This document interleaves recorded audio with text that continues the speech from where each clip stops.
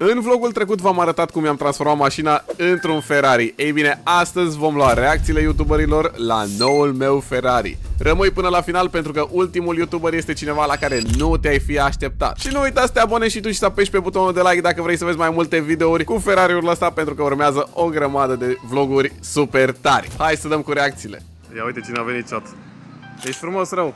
Nu te mai uitat. Dar știam, mă, că mi-ai zis, după mi-am dat seama că mi-ai închis, mi-am dat seama că mi-ai zis. E tare ce ai făcut. Stai puțin, că din spate nu e așa bine. Am văzut de lateral. Nu ai văzut. Prefă-te că n-ai văzut. Bă, e tare, coi, dar de ce în două culori mașina? Bă, e chiar în 3. De ce, gen? Am uitat microfonul acasă, aia e, te Mă, ăsta filmă e și noi Ferrari așa. cum ar veni? Da. Bă, nu era mașina deloc, dar e mamă. Du-te din față. E pus și pe volan, ce stâmpit ești. Uite-te, te rog, cu farul și astea. Spune tu că, bă, pare. Bă, nu-i rău, chiar nu-i rău real ce ai făcut. Dar s-a uitat lumea după voi în trafic. Da. Bă, o grămadă. Bă, vorbesc eu, Da. nu ăsta acum să exagereze, da?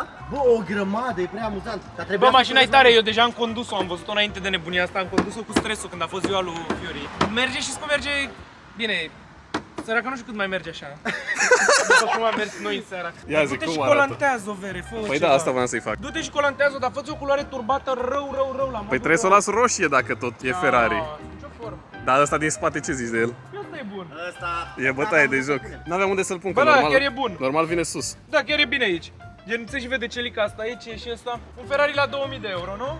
3000, hai. Cum e Georgescu un Ferrari? Îmi place, mă, mie îmi place asta, vezi? Mi-a plăcut de data trecută. Stai mă, nu mă urc cu tine! Aoleu. S-a urcat Georgescu, mi-a plecat cu mașina. Uite câtă lume se întoarce, bere, am plecat. E Georgescu cu Bă, Ferrari. am plecat cu mașina, bere. Bă, chiar arată. Bine, s-a dat la ăla. Mamă, ce-a făcut? Cum este Bă, mie îmi place mașina, chiar mi s-a părut tare la banii ăștia, era tare dacă era decapotabilă. Dar cum te simți la volanul Bă, ăsta? mie îmi place. Stai așa volanul ăsta, ia zi. Place. Frumos claxon de Ferrari. Sincer. Dar se aude bine, mă, și în întâia chiar prinde viteză. Dar ce vorbești cu băiatul ăla? Da, scuze. Hai, mă, hai cu mine, hai la o tură. Da? Hai. Hai. Dă-i, mă, dă-i. Ma! E doar pentru că el... Mamă, dar cum merge Georgescu al meu? Da, e tare mașina, chiar e tare. Mamă! Da, mă, e tare, e tare. Mașina chiar e tare, gen. Mi se pare o mașină super bună. Și mai ales și de începător și de tot, să faci treaba cu ea. E servo un pic angreuț, Aia da. dar în rest n-ai treabă cu ea. Îmi place cum se mișcă, îmi place în antâia, cel puțin în antâia e fenomenală mașina. Bă, pleacă frumos, adică sună cât de cât. Da, în antâia chiar e frumoasă mașina, chiar se mișcă super mișto, sincer. O părere Era mult mai așa, tare. finală, A? nu mai ai ce să zici. Bă, colantează-o, fă-i culoarea cum trebuie, scapă de astea, fă-o ca lumea, întreține-o în interior și fă din mașina asta ceva mișto. Schimbă motorul ăla. Dacă îi pui un Cum se 3.0 schimbă pe asta, motorul? bubu. Ia zi, Miti, ce părere ai de Ferrari-ul ăsta? Te-a păcălit? Dacă credeam că există vreodată așa ceva, să mă răsură mea, uite ce Ferrari are. Băi, prost la cap, uite cum și-a pus sticla în față. Păi și tu așa, pentru așa ceva, tu, dacă te oprește poliția, e legal să mergi cu așa ceva? Da, n-are nimic, adică... Da? Păi chiar și nu- ai tot omologat? Ce să fie omologat? Nu știu, te întreb. Uite astea, mamă, vere. Băi, ești prost. În rest ai căluțul și la interior pe Da, care l-ai vezi văzut că e deja. tare rău, ai călut și pe interior. Și Jantele tot farurile. așa, exact ca lui Zbâr. Mamă, și jantele și le-a pus la fel nebunul. Vezi că e tare rău. Bă, dacă ai văzut, în general, botul seamănă mai mult. Dacă te uiți de la spate, nu mai pare așa tare a Ferrari. Frățiorii mei, eu nu sunt pasionat de mașini. Eu cred că dacă mă lua puțin zicea că e un Ferrari mai vechi, gen, eu chiar îl credeam. Gen, chiar îl credeam, eram sigur că e un Ferrari. Adică puneam botul. Nu pot să fac diferența atât de... Nu știu, la ce e cea mai mare chestie pe care nu o poți ascunde la mașina asta, că e Toyota și nu e Ferrari? Fii atent, hai să arăt. Dacă te uiți aici în spate, dacă te uiți mai atent, ia vezi ce scrie. Asta cum se numește? Celica sau Celica? Celica se zice, dar românii... Celica, da, Celica. Celica, mâncai gura, ea e Celica. Păi asta dacă te enervezi, cred că poți să o ascunzi, da? Nu pot să ascund și Nu acum cred că voiam te să iau, duce să iau scrisul ăla exact cum are Zbâr. Bagi aici un Ferrari de la frumos, un steag de, cum zice, de Italia și aia e. Da, vezi că e tare, frate, chiar e tare și poți să faci. Dar treaba ăștia de la Ferrari nu te pot da judecată pentru așa ceva, că eu știu că sunt mai nebuni. Posibil că da, dar nu cred că le pasă de mine. Era să rămână fără baterie, ok? Așa? Să fii în liber. Tare, nu e tare rău de tot să mă arăt, că e tare. tare, bravo, băi, bravo, loloșule. Să stăpâne sănătos și cred că ți-o cumpăr de la anul e la Steaua. Azi din prima reacție la condus Meiti. Ia, se aude, trebuie să se audă cumva? Se aude? Ia.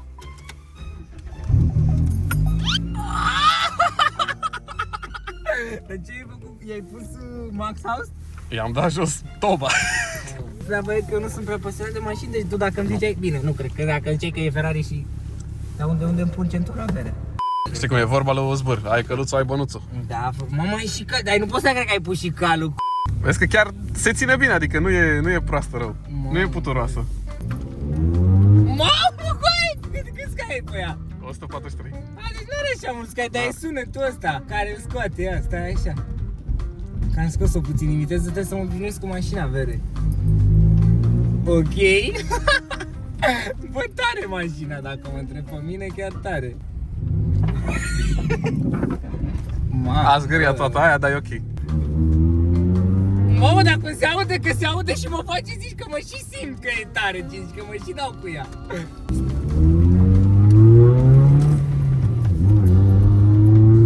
Mamă, coaie! Mamă, cum se aude! Holy shit! Omul meu are Ferrari fake cu cama și gura voastră. Ce mașină e? Ce mașină crezi că e? Skoda.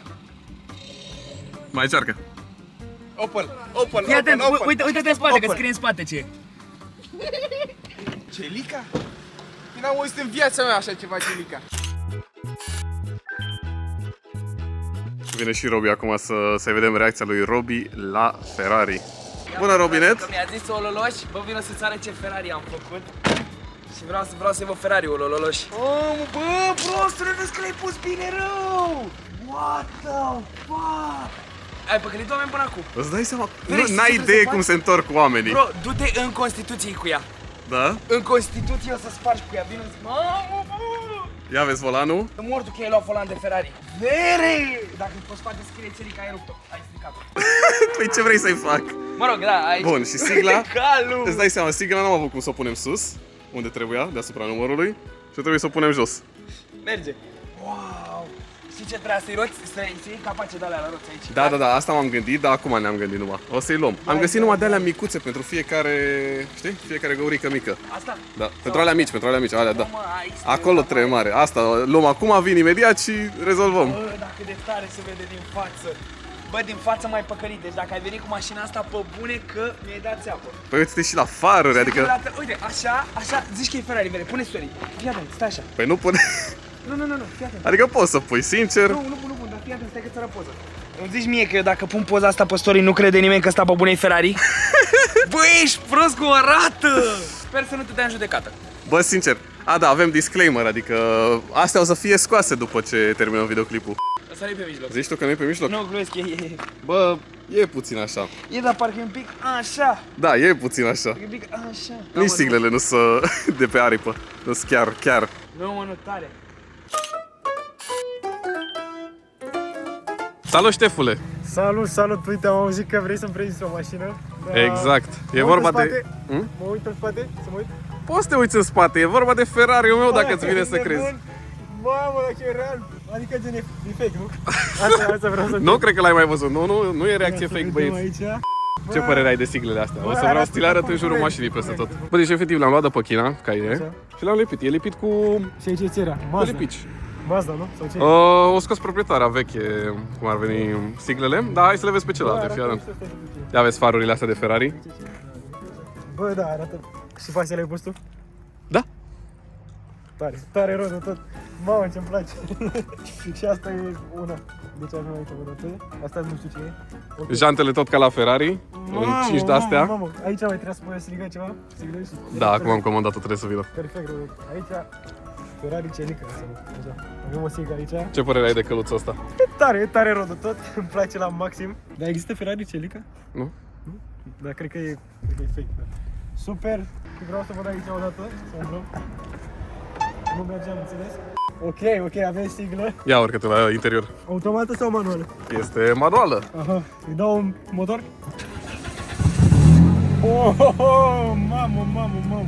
tare. Foarte mișto. Știi cum e? Cum a zis Bără, ai căluțul, ai bănuțul. Am căluțul, am bănuțul, adevărat. Ai căluțul, ai bănuțul. Acum, ce părere ai de locurile din spate? Știi că Ferrari-ul nu are locuri în spate. Da, bă, e o implementare foarte bună, zic eu, adică să mai stai pe acolo ce trebuie. Adăugam la Ferrari-ul meu, l-am făcut comandă e specială. custom. Bun, fii atent, vreau acum să-ți vrea. Stai, că asta v-am să facem. Vreau să-ți văd reacția la cum se aude mașina. Ce părere ai de mașină? Fii atent, deci o să o simți. O să puțin. Așa. Bă, am dat puțin de tot. Mai dă puțin așa. Ok, stai. Dar cum ai făcut? Ei, așa a venit, e stoc. Bine. Așa și acum vreau să o ții până când auzi că face faci. Mai mult? Poți să ții apă, stai, așteaptă. Poți să ții apăsată. Trebuie să-i explic, îmi pare rău, băieți, că vă dați seama. Mai Deci, mult. Mamă, e băi, prea tare, efectiv, îmi place mult. e Ferrari japonez. Bă, nota 10 din 10 pe bune. Au venit youtuberii de LOL. Bă, dar ce mașină frumoasă ai, un cațe și... Vai, mulțumesc. Bă, ești nebun? Nu-ți vine să crezi, ia Mamă, zi. na? Aoleu. Ia dați o reacție la mașina asta. Unde a plecat Carlos? Bă, ești Ia ziceți, băieți, cum arată. E tunată, dar ai capul GTR. Tragea Ferrari. Ferrari ăsta, mă, să moară. Mă rog, e puțin cam murdară, dar... Bă, dar jantele chiar sunt... Da, nu care știu la volan. Ce are? Are Ferrari? Ferrari-ul pe volan. Nu, e full Ferrari. Ai stat să faci asta sau cine ți-a făcut asta? Cine ți-a făcut asta? Adică cine mi-a făcut-o? Tu ai făcut-o? Albastru cu roșu. Da, mă, că ne facem o loloși tuning acum. Salut, Fane, ce părere ai cum se aude mașina? Bă, cu ce-ai făcut la asta? Ești prost la cap? Mă, ce are? E, dacă ți arăt cum e pe sub, n-ai idee. Doamne, iartă-mă. Să nu mai zicem că atârnă puțin asta. Adică dacă observi, nu mai e la locul ei, dar e ok. Bă, aia e fapt ascultă mișloacele, dar... Bă, Na. bă, ce are, mă, mâncați-și gura ta? Iartă-mă pe mine, dar e altceva acum. Ce pot să zic? Super Subscribe, tare. ololoși. Astăzi l-am prins și pe Fury să ne ia o reacție la mașina pe care ne-a ajutat să o facem. Ia zi, Fury, acum că o vezi așa puțin, fără faruri, stați așa, Bă, că da, încă mai e- urmează. E foarte luminoasă, primul lucru. Așa. Pare... Mamă, s-a ars și ăla. Nu? Real, am și mers cu ea. Vezi că chiar e... S-a lipit praful pe siglă. Bă, nu, bă, e tare. Nu e încă vopsită, oricum, gen, practic eu am în cap cum ar fi la final. Nu e vopsită, dar vezi că așa din față, seara, pe bune de nu te păcălește. Imaginați-vă că eu am fost să iau pe și lui mădă de la Stresul cu mașina lui ăsta, că gen voiam să luăm și reacția la Stresul, poate, posibil, e deja în vlogul ăsta, nu știu. Dar am mers cu ea și am mai avut și de altă treabă în oraș. Și cât am mers pe acolo, bă, vezi că se întorceau capete. Problema e că nu are evacuare și dacă nu are evacuare, nu cred că ai auzit în viața ta un Ferrari să audă gen normal, știi? Aia e. Dar i-am zis și lui ăsta. Poate are evacuare pe vlogul ăsta. Da, cine știe. Emblemele astea din lateral mi se pare că au ieșit bine, fără mișto. Aia de pe față la fel, e frumos și la exterior, aici la capace. Trebuie neapărat să găsești ce capace. Problema e că aici în spate, calul ăsta stă fără căruță. Stă calul fără căruță, ești prost? Dar vezi că așa, overall, bă, e o mașină frumoasă. Dar problema e că nu e completă încă. Încă. nu e Dar ia zi, completă. când te pui la volan la mașina asta, cum te simți? Bă, pe mine și acum mă doare puțin spatele așa. Nu, dar când te pui la căluțul ăla Bă, în e tare. față. Bă, vezi că te păcălești la un moment dat sentimentul. Ideea e că are volanul ăsta cu emblema aici. Și în momentul în care mergi, vezi că te păcălești așa puțin. Când asculti muzică și astea, la un moment dat uiți în ce mașină ești. Chiar uiți. Mai ales pentru prima mașină, Caterinca, adică pana mea. Adevărat, m-am luat mașina asta să fac caterincă de ea. Da, pe bune, ai luat așa bătaie de joc, Dar nu e bătaie de joc, e haz. vezi că e Caterinca, ești nebun. Nu pot să zic neapărat, adică în afară de primul Opel de l-am avut și un C-Class, am avut numai BMW-uri toată viața mea, ești nebun. 10 ani de zile numai BMW-uri. Dar e frumoasă, mă, e frumoasă, pe bune. Mai e câteva chestii pe aici de făcut, bara asta așa s-o drept. Adevărat, mă, cu bara asta ce fac? Vlad, te-a păcălit mașina asta. Bă, da, mi-mi place mult care așa când te uiți la ea parcă zici că nu știu, zici că e măgar, gen, că nu e cal încă. Nu e chiar Mustang, ia zi, e căluț. Bă, eu am zis, toți care vedeți mașini, vă imaginați o față, nu? Eu personal nu mă știu la fel, când vezi o mașină nu-ți imaginezi o față, gen o față, domn. Când văd fața asta, uite, cu chestia asta aici, așa, zici că e biban, ia eu, un biban de la așa. 1 la 1. Da. Dar e frumos, când o să meargă și farurile o să fie Vine foarte cârligul frumoasă. așa, le-ai tras sus, bam, le-ai păcărit. Să sperăm că nu o să bagi niciodată cârligul să rămână în drum pe ea. Salut!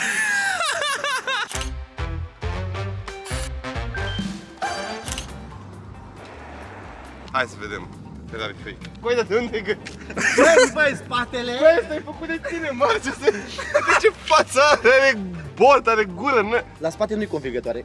La spate chiar nu-i Dar e convingătoare. real sau ăsta? Da, le-am comandat pe toate, sunt reale. What the fuck? În lateral eu zic că e și bine. Bun, lateralul dacă ai. Dacă mă uit așa, e Da, ca zbur. Acolo. Acolo, Doar partea aia. Sigla de pe față, scuz-o și tu, că asta e din carton E un direct. pic mai în dreapta, așa, oricum. M-am mai pus și aici? Da, da. Vezi și volan? De ce mașină e asta? Ei, Ei, e Ferrari Celica. Celica. Băi, dar chiar... Știi ce strică jantele, trebuie să le faci negre. Bă, da. Dacă faci jantele negre și Și cu embleme. Dacă îi pun capace, e direct. Da? Am un capac acasă. 1. Trebuie să pun unul azi. Alea sunt reușite pe lateral. Dar asta e ceva în neregulă cu el, nu-mi dau seama. Cum a fost pus aici? Mă, 3 degete și un pic. Și tot așa. Nu e, uite-te. Băi, E un pic mai așa. Dacă te uiți, e carton și are o folie de plastic peste. Și aia e. Că dacă plouă o dată mai tare, s-a dus Ferrariul. de mai arată cum se aude. Ia de ok, să vezi. Te las pe tine, ia. E benzină? Da. Real? Hai să-i dai și în militare. Băi, ce amuzant e Ferrariul ăsta de... Nu trage mult de el. Ăsta e de la jante! cred că E capac de jante! Dar mai este un roloș.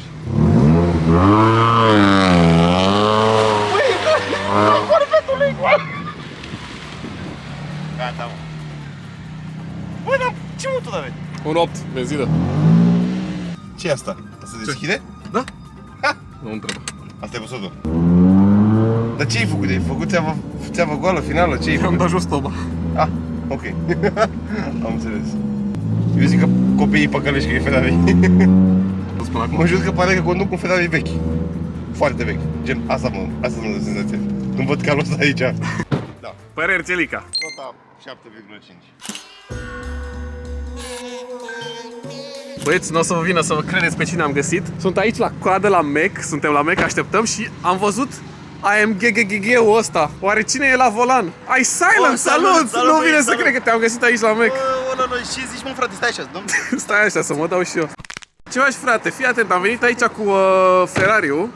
Da? What? Ți-a luat Ferrari? Da, mi-a luat Ferrari, dacă îți vine să crezi. Ce părere ai de el? Uite, e chiar Take My Fury la volan. Bă, cineva, eu stau cu piciorul, mă fundă că pleacă mașina în față. Mamă, vezi că e insane, ești nebun? Îți vine să crezi, uite, e Ferrari real, vezi? Ok, dar e mai vechius, nu? Gen, E mai vechi, da. Cam ce an? E, nu poți să zic anul, că nu... Bă, tare, să o stăpâne sănătos. Adică să o stăpâne sănătos, mă bucur pentru tine. Mulțumesc, frate. Haideți să-ți prezint. Deci trebuie să-ți mărturisești ceva. Din păcate, nu este un Ferrari real, dacă îți vine să crezi. Ce? Păi cum, bă, care pe volare, bunule? Bă, are căluțul. Uite, are căluțul, are și căluțul aici. Vreau... Astea... Nu poți să mă păcălești. N-ai văzut astea până acum. Bă, insane, sincer. Foarte frumoase, da? Avem Bun. și în față. Dar, Păi și spune-mi n-ai detalii. văzut, Ce detalii? n-ai văzut comparația cu Ferrariul lui Zbur încă. Bă, nu am văzut, n-am văzut. Nu. E tot aici. Da? E tot pe vlogul ăsta. Farurile noi de Ferrari. Clar. Bă, ce ai, mă, du? Ai Crazy. și șofer? Am și șofer. Altceva? Și în spate, nu știu dacă știi cum arată un Ferrari din spate, dar trebuie să-l vezi pe ăsta. Ia. Ce părere ai de căluțul Bă, din e spate? 1 la 1. Gen, e un... E... Bă, aproape că eu chiar credeam... Ce chestie? Ce chestie, dar chestia care îl face să fie convingător ca un Ferrari, Așa? dacă îți vine să crezi, este acel nos. Putem să auzim? Și vreau să reacționez puțin la sunet, dar nu știu cum Bă, se speră că nu se supără bine. Hai. Nu o să supere nimeni. Bun, vreau să vii aici în spate puțin. Stai. Deci deja așa în relanti, ia uite Mamă, cum se aude frate, mai zi gros. direct, Deci zi. tu știi cum se auzea mașina mea înainte. Da, mă, hai să vedem. Dă-i!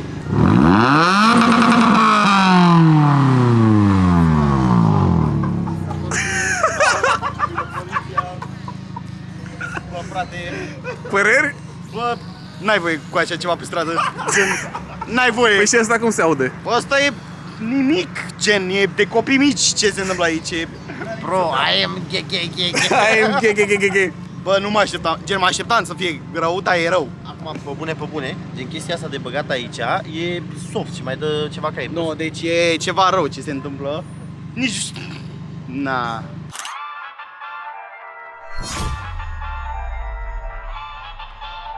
Ce părere are Zbâr de...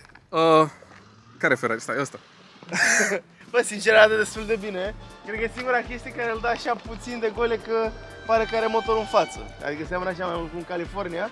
Dar în rest, vrei să te mint? Ai mașina roșie și ai pus logo-ul? Hai că și farurile trag așa puțin. Uite, bam! Bam, la fel are botul. Logo-ul nu arată la fel de bine. Dacă te uiți în lateral, are și pe aripi, are peste... Mă rog, ignoră că e în altă culoare aripa. Treaba mai mare, uite. Da? Da. Chiar. Asta e de altceva, nu e de laterală, nu știu unde era să pune ăla. Oh, uite, avem și înăuntru. Căluțul. Știi vorba aia, ai căluțul, ai bănuțul. Acum, unde e pus? Asta e partea a doua. Ia zi de asta din spate. Mamă, coaie, ce cal putut în curie asta. Ia mă să le comparăm. Aaaa. Așa arată mai bine. Ce-i drept? Mamă. tu e mai mare, mă. Am mers să vedem, mă, de la distanță. Da, da. Dar nu e același cal. A, de fapt, stai, nu are cum să fie același cal, că era copyright, da. E, What the fuck, coaie? A, și uite, la tine scrie ce indică, că te scrie încă o dată. A, și n-ai steagul. Te-a spus steagul. Cred că ai putea să pui aici steagul. În loc de super performance, să dai asta jos, te chinui puțin, și să pui steagul. Cum la asta, să pui steagul. acum jantele... Am un singur capac de la jante. Jantele Aia e arată... problema. Bă, vrei să chiar arată la fel. Le-ai cumpărat special pentru... Asta sau așa a venit mașina? Așa a venit. Vezi că arată, au același design. Gen 5 spițe duble. Am uite, doar eu văd. Hai mă, că nu-i departe. Uite și el are vent aici. Mai asta e ventul aici, jos. Aici. Asta e alt Ferrari. Asta e alt model, gen. Da, e California. Vezi să s-a chinuit, a luat și farul Vezi noi. că asta chiar e de California. Bă, chiar seamănă farurile, vrei să te mint? Numai că la mine au un singur de-ăsta. Cred că la tine una e... Sunt farul și Ferrari-uri altul care e- au un singur Angel Eyes. Acum s-a luat cu două. Mai vechi, mă. Păi nu, că n-are Angel Eyes, are poziții. Mă rog, are... Astea-s pozițiile. Bine, în sensul ăsta. Astea sunt pozițiile. La tine sunt Da, circulare pozițiile. Bă, mi se pare că arată tare. Pe călești lumea sau? Mamă, câte persoane, n-ai idee. Copiii, după noi, uite pe Da? la vechi. Deci Ce în continuu. tare, coaie. Pe stradă se uită toată lumea. Bine, i-am făcut și evacuare acum. Da, da, se auzea ca la Logan. Și cât a dat pe mașină? Mașina în sine a fost 3000. Și schimbare? Păi ce am schimbat? Adică, mă rog, farurile care au fost... Farurile de-au fost... Bă, 200 de lei. Bă, adevărat, 12 milioane farurile, în rest, ce-am mai schimbat? Siglele, nu mai zicem. Siglele. Cât de da pe ea? Lasă așa. A fost făcută pe genunchi. Ai făcut-o tu? E, dacă zic că am dat 50 de lei. Ăsta chiar trebuie... Mamă, s-a chinuit. Mamă, dar Stai, dar nu, te stă? ajut, te ajut, că dacă îl scap... Ăsta e motorul de rezervă, cum Ăla e motorul, gen. Dar la fel se ridică și asta, uite. Stai. Da, mă, 1 la 1. Bă, adevărat, La mine nu se ridică cu spoiler. e aproape la fel. Aproape la fel. Ce mi se pare tare. Adică cred că e 50% la fel reacția pe dat și băză stradă. la Ferrari, dacă... Mamă, dacă vrei 2 secunde... Dacă băgai capul și luai mâna, Gata, mă, ia uite-l. what the... Bă, da, e perfect. Tot ce trebuie. Evacuare, da. Evacuare dublă. Voiam să-i fac, dar s-a făcut puțin pe brânci. Asta e evacuare capriso, e castă, nu a venit de așa. Așa am și eu.